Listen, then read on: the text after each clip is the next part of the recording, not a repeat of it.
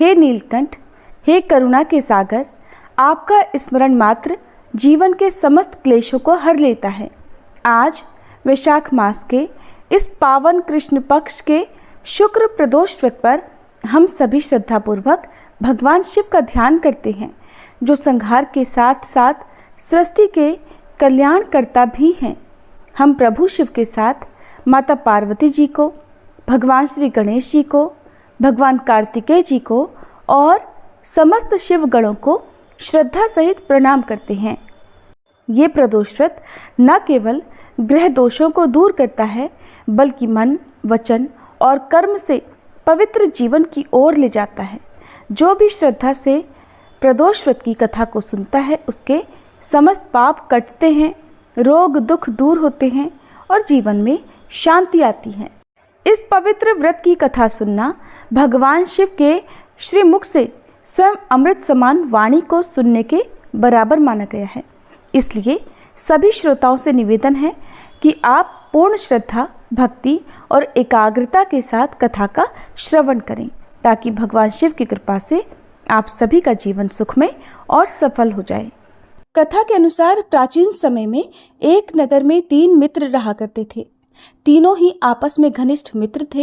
इन तीनों में एक राजा का बेटा था, दूसरा ब्राह्मण पुत्र और तीसरा एक सेठ का पुत्र था। राजकुमार और ब्राह्मण के पुत्र का तो विवाह हो चुका था, लेकिन सेठ के पुत्र के विवाह के बाद गौना नहीं हुआ था। एक दिन तीनों मित्र आपस में नारियों पर चर्चा कर रहे थे। ब्राह्मण पुत्र ने नारियों की प्रशंसा करते हुए कहा कि नारी के बिना घर भूतों का डेरा होता है। ये वचन सुनकर सेठ के पुत्र ने अपनी पत्नी को घर लाने का तुरंत निश्चय किया।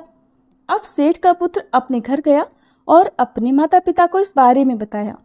तब उसके माता पिता ने अपने बेटे से कहा कि बेटा, अभी शुक्र देवता डूबे हुए हैं। इन दिनों में बहू बेटियों को उनके घर से विदा कराकर लाना शुभ नहीं होता है, इसलिए शुक्रोदय के बाद ही तुम अपनी पत्नी को विदा कराकर लाना। सेठ का पुत्र अपनी जिद पर अड़ा रहा और पत्नी को लेने ससुराल जा पहुंचा। सास ससुर ने भी उसको समझाने की बहुत कोशिश की, किंतु वह नहीं माना। अंत में विवश होकर उन्हें अपनी कन्या को विदा करना पड़ा। ससुराल से विदा होकर सेठ का पुत्र अपनी पत्नी के साथ नगर से बाहर निकला ही था कि उनकी बैलगाड़ी का पहिया टूट गया और एक बैल की टांग भी टूट गई। पत्नी को भी बहुत चोट आई। सेठ के पुत्र ने आगे चलने का प्रयास जारी रखा। कुछ दूर आगे बढ़े थे कि तभी कुछ डाकुओं ने उन्हें घेर लिया और वे उनका सारा धन लूट कर ले गए। अब किसी तरह सेठ पुत्र अपनी पत्नी के साथ जैसे तैसे रोता हुआ घर पहुंचा। तभी सांप ने उसे काट लिया। उसके पिता ने वैद्यों को बुलाया। तब उन्होंने कहा कि आपका पुत्र 3 दिन में प्राण त्याग देगा। उसी समय इस घटना का पता ब्राह्मण पुत्र को भी लगा।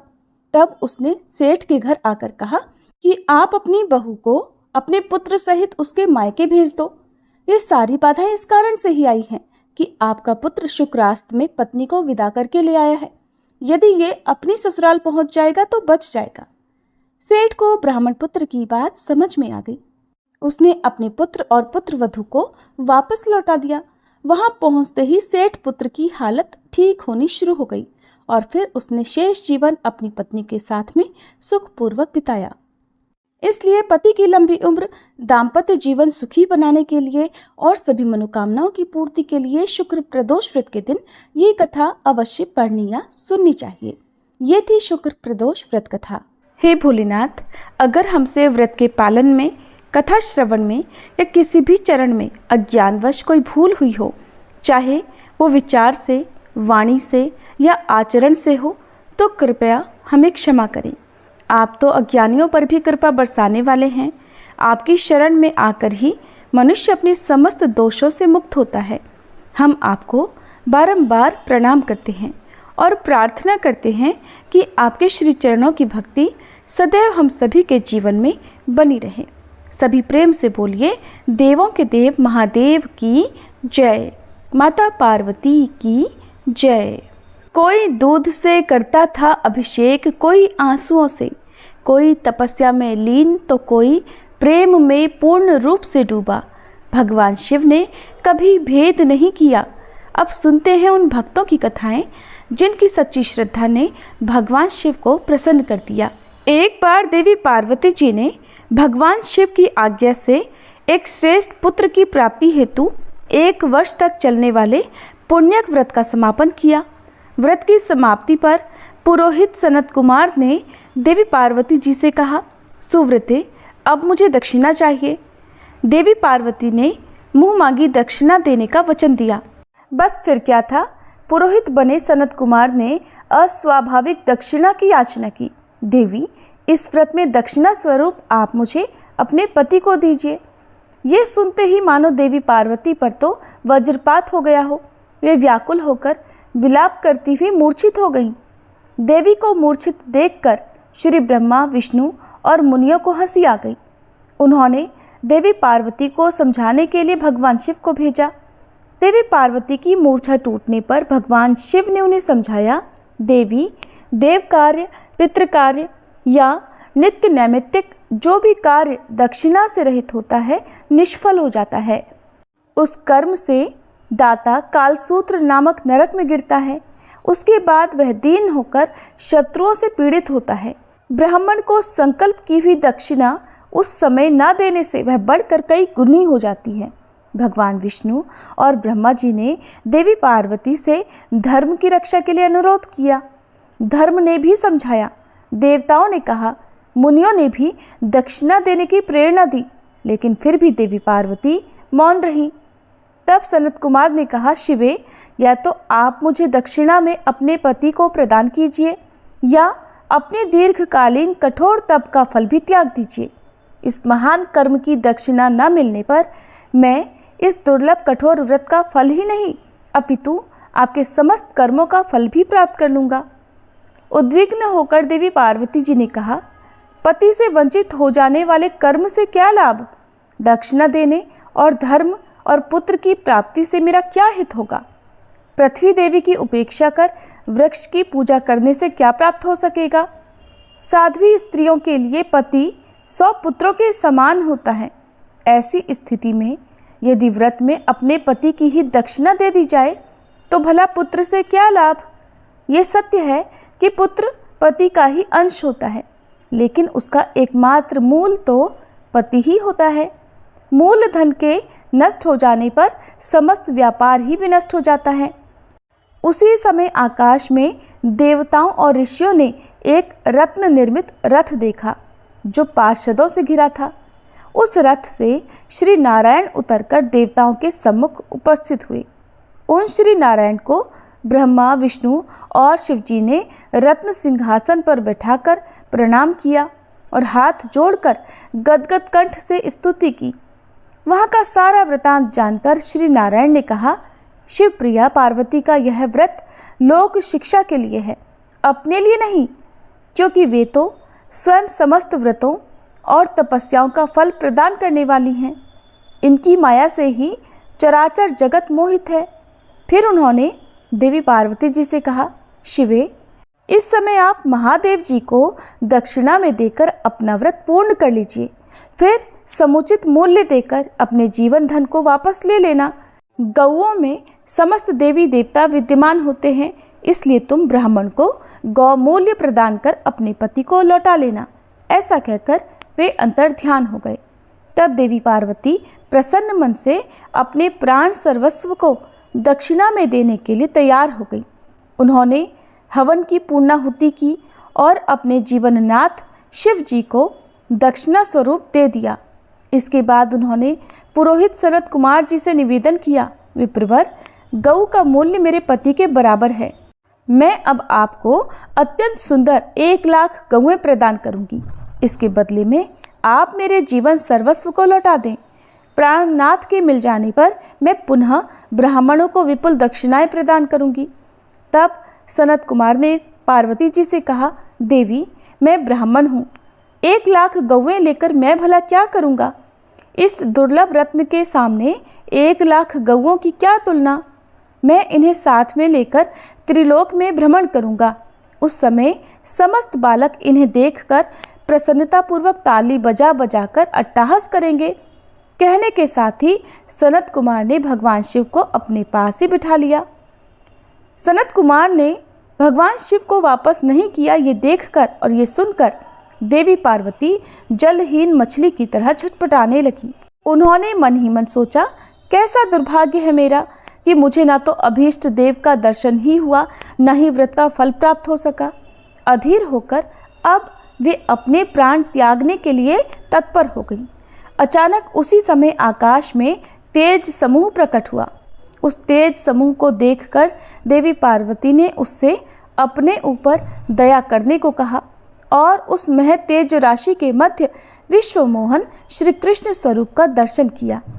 ऐसे भुवन मोहन अनूप रूप को देखकर भगवती पार्वती उसी के समान पुत्र की कामना करने लगी और उसी क्षण उन्हें वह वर भी प्राप्त हो गया। इसके बाद वह तेज वहीं तिरोहित हो गया। तब देवताओं ने ब्रह्मपुत्र सनत कुमार को समझाया। सनत कुमार ने दिगंबर शिव को उनकी प्राणेश्वरी पार्वती जी को वापस लौटा दिया। प्रिय श्रोताओं, अब आपको सुनाते हैं नवग्रहों की कथा। ज्योतिष शास्त्र में नवग्रहों को बहुत ही महत्वपूर्ण माना जाता है, क्योंकि इन्हीं ग्रहों की चाल के कारण सभी राशियों के जीवन पर सकारात्मक या नकारात्मक प्रभाव पड़ते हैं। लेकिन कथा सुनाने से पहले आपको नवग्रहों के माता पिता के बारे में भी बताते हैं कि इन सभी नवग्रहों के माता पिता कौन हैं। ज्योतिष विज्ञान में ग्रह और उनकी दशा का विशेष महत्व है। ये सभी नवग्रह किसी न किसी क्षेत्र जैसे शिक्षा, ज्ञान, धन, लाभ, हानि इनका प्रतिनिधित्व करते हैं। सबसे पहले ग्रह की बात करते हैं सूर्य। सूर्य देव के पिता का नाम कश्यप है और इनकी माता अदिति हैं। पंच देवताओं में सूर्य देव का विशेष महत्व है। इनकी दो पत्नियां हैं जिनका नाम संध्या और छाया है। शनिदेव भगवान सूर्य के पुत्र हैं और यमराज और देवी यमुना भी इनकी संतान हैं।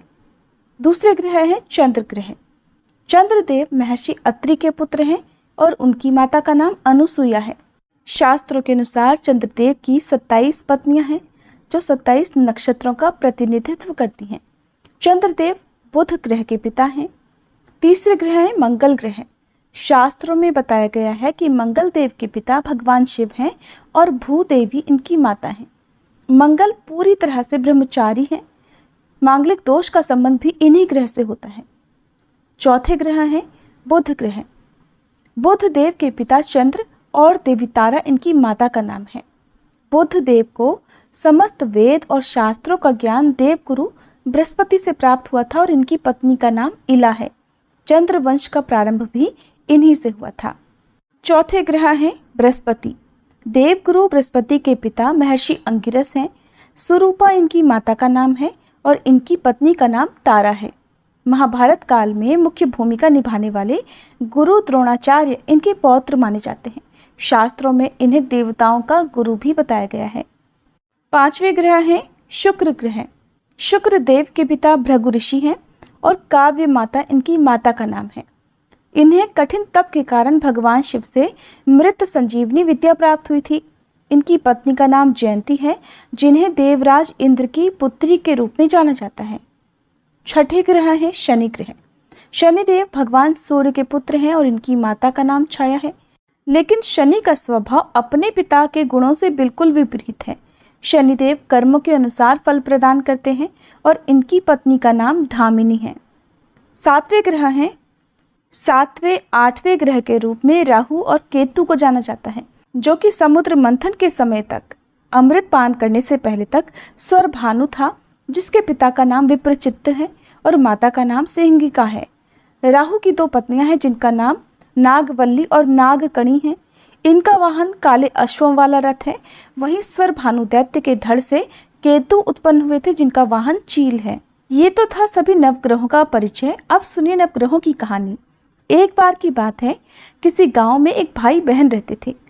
बहन का विवाह हो चुका था, तो एक दिन भाई अपनी बहन से मिलने के लिए उसकी ससुराल जा रहा था। रास्ते में भाई को एक सांप मिला और कहने लगा, मैं तुझे डसूंगा। भाई बोला, हे नाग देवता, मैंने ऐसा कौन सा अपराध किया है जो आप मुझे डसोगे? मैं तो अपने माँ बाप का एक ही पुत्र हूँ, बहन का एक ही भाई हूँ। मेरी पत्नी और मेरे बच्चे घर पर मेरा इंतज़ार कर रहे हैं, आप मुझे क्यों डसना चाहते हो? तब वह सांप बोला, तुम्हारे 9 ग्रहों की दशा लगी है, इसलिए मैं तुम्हें डस लूँगा। जब सांप किसी भी तरह राजी नहीं हुआ तो वह बोला कि ठीक है, मैं अपनी बहन के घर उससे मिलने जा रहा हूँ। जब मैं वापस आऊँगा तब तुम मुझे डस लेना। सांप बोला, क्या पता तुम वापस आते समय इस रास्ते से आओ या ना आओ, मैं तो तुम्हें अभी डसूंगा। तब वह लड़का बोला कि ठीक है, तुम ऐसा करो, मेरे इस थैले में बैठ जाओ, जब मैं अपनी बहन से मिलकर वापस आऊँगा तब तुम मुझे डस लेना। सांप ने उसकी बात मान ली और थैले में बैठ गया। लड़के ने ऊपर से बेलपत्र ढक दिए ताकि वह किसी को दिखाई न दे और फिर अपनी बहन के घर पहुंच गया। बहन उस समय 9 ग्रहों की कहानी कह रही थी। उसने भाई को आया हुआ देखकर भाई से कहा कि भाई तुम बैठो, मैं पहले 9 ग्रहों की कहानी कह लूँ। तुम बैठो और मेरी कहानी भी सुनो। बहन ने कहानी कही, भाई ने कहानी सुनी। जीवों की, जानवर की, हाथी की, घोड़े की, कुत्ते की, बिल्ली की, भाई की, बहन की, घर के धनी की, बेटी जवाई की, देवरानी जिठानी की, सास ससुर की, संग की, सहेली की, सबके ग्रह शांत हो जाएं। घर चले 8 पग, आदमी चले 4 पग, सांप बिच्छू भंवरे सब आग में जले। ऐसे भाई को कहानी सुनाकर बहन खड़ी हो गई और भाई के पास रखे थैले को देखकर भाई से बोली, भाई थैले में क्या लाए हो? इससे पहले कि भाई कुछ कहता, उसने वह थैला उठाया और घर के अंदर ले गई। थैला खोलकर देखा तो बेलपत्र, केले और संतरे बन गए और सांप एक चमचमाता हुआ हार बन गया। जब हार पहनकर वह बहन बाहर आई तो बहन के गले में चमचमाता हार देखकर भाई बोला, बहन इतना कीमती हार तुम कहाँ से लाई हो? बहन बोली, भाई तुम ही तो लाए हो मेरे लिए। थैले में केले और संतरे के साथ हार भी तो था। भाई ने सुना तो हैरान रह गया और बोला, बहन उसमें हार नहीं बल्कि मेरी मृत्यु का सामान था। ऐसा कहकर उसने सारी बात अपनी बहन को बताई और फिर कहने लगा कि बहन ये तेरे ही 9 ग्रहों की कहानी का प्रभाव है, जो वह सांप हार बन गया। अब ये हार तू ही रख ले। कुछ दिनों के बाद बहन के घर रहने के बाद जब भाई वापस चलने लगा तो बहन बोली, भाई तुम्हारे 9 ग्रहों की दशा लगी है, तुम घर जाकर भाभी से कहना कि वो 9 ग्रहों की कहानी कहे। ऐसा कहकर उसने अपने भाई को विदा किया। भाई जब अपने घर पहुंचा और जाकर अपनी पत्नी से बोला कि सुनो, हमारे 9 ग्रहों की दशा लगी है, हम नवग्रह की कहानी रोज कहा करेंगे। मैं कहूँगा और तुम सुनना, तुम कहोगी तो मैं सुनूंगा। फिर बोला, जाओ 1 लोटा जल का भरकर लाओ, साथ में चावल और चीनी के दाने भी लेकर आओ। उसकी पत्नी सारी सामग्री ले आई। कहानी कही, जीव की, जानवर की, हाथी की, घोड़े की, कुत्ते की, बिल्ली की, देवरानी जिठानी की, सास ससुर की, घर के धनी की, बेटी जवाई की, भाई बहन की, सबके 9 ग्रह शांत हो जाइयो। घर चले 8 पग, आदमी चले 4 पग, सांप बिच्छू भंवरे सब आग में जल जाइयो। सभी 9 ग्रहों को नमस्कार है। जैसे 9 ग्रहों की दशा भाई की उतरी, वैसे ही इस कहानी को कहते सुनते और हुंकारा भरते सब की उतरे। सब पर 9 ग्रहों की कृपा बनी रहे। अब सुनिए श्री शिव चालीसा पाठ और उसके बाद हम सभी मिलकर भगवान शिव की आरती करेंगे। जय गणेश गिरिजा सुवन, मंगल मूल सुजान, कहत अयोध्या दास तुम, देहु अभय वरदान। जय गिरिजापति दीन दयाला, सदा करत संतन प्रतिपाला। भाल चंद्रमा सोहत नीके, कानन कुंडल नाग फनी के। अंग गौर शिर गंग बहाए, मुंड माल तन क्षार लगाए। वस्त्र खाल बाघंबर सोहे, छवि को देखी नाग मन मोहे। मैना मातु की हवे दुलारी, बाम अंग सोहत छवि न्यारी। कर त्रिशूल सोहत छवि भारी, करत सदा शत्रुन क्षयकारी। नंदी गणेश सोहे तह कैसे, सागर मध्य कमल हैं जैसे। कार्तिक श्याम और गणुराऊ, या छवि को कहीं जात न काऊ। देवन जब ही जाय पुकारा, तब ही दुख प्रभु आप निवारा। किया उपद्रव तारक भारी, देवन सब मिली तुम ही जुहारी। तुरत षडानन आप पठायऊ, लव निमेष मह मारि गिरायऊ। आप जलंधर असुर संहारा, सुयश तुम्हार विदित संसारा। त्रिपुरासुर सन युद्ध मचाई, सबहि कृपा कर लीन बचाई। किया तपहि भगीरथ भारी, पूरब प्रतिज्ञाता सुपुरारी। दानिन मह तुम सम को नाही, सेवक स्तुति करत सदाही। वेद नाम महिमा तब गाई, अकथ अनादि भेद नहीं पाई। प्रकटी उदधि मंथन में ज्वाला, जरत सुरासुर भये विहाला। कि नहीं दया तह करी सहाई, नीलकंठ तब नाम कहाई। पूजन रामचंद्र जब कीन्हा, जीत के लंक विभीषण दीन्हा। सहस कमल में हो रहे धारी, कीन्ह परीक्षा तब ही पुरारी। एक कमल प्रभु राखे उजोई, कमल नयन पूजन चह सोई। कठिन भक्ति देखी प्रभु शंकर, भय प्रसन्न दिए इच्छित वर।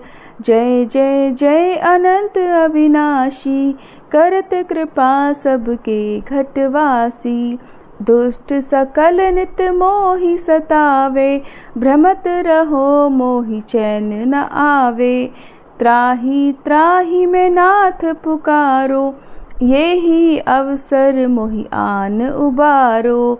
ले त्रिशूल शत्रुन को मारो, संकट से मोहि आन उबारो। मात पिता भ्राता सब होई, संकट में पूछत नहीं कोई। स्वामी एक है आस तुम्हारी, आये हरहु मम संकट भारी। धन निर्धन को देत सदाही, जो कोई जाचे सो फल पाही। स्तुति के ही विधि करे तुम्हारी, क्षमहु नाथ अब चूक हमारी। शंकर हो संकट के नाशन, मंगल कारण विघ्न विनाशन।